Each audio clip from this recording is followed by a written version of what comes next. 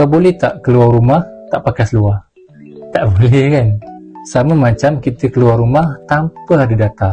Rasa macam tak komplit hidup kita. Sekarang ni, internet, line dah jadi macam baju dah. Kalau tak ada, rasa tak selamat. Orang sekarang tengah makan pun tengok handphone. Tengah membuang pun masih tengok media sosial. Nak kerja guna handphone, nak shopping guna handphone, nak cari jodoh pun orang guna telefon.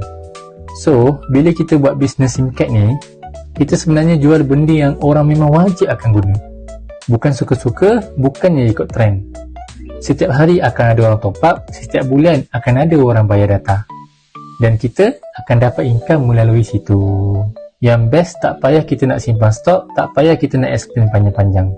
Orang akan faham sendiri sebab mereka memang dah guna. Ada satu cara macam mana produk keperluan ni boleh bantu kita buat income pasif 5 angka setiap bulan tanpa henti. Lagi best, kita stay dapat income tu walaupun kita dah tak buat. Menarik kan? Korang boleh join webinar malam ni pukul 9 malam. Percuma je, tak ada kena bayar apa-apa. Disebabkan percuma, tempat sangatlah terhad. Siapa cepat, dia dapat. Caranya, korang tekan je link dekat saya punya bio tu, daftar dekat situ, bijak buat duit. Bila kita jual barang keperluan, insyaAllah bisnes tu akan jalan dengan sendiri. Style kan?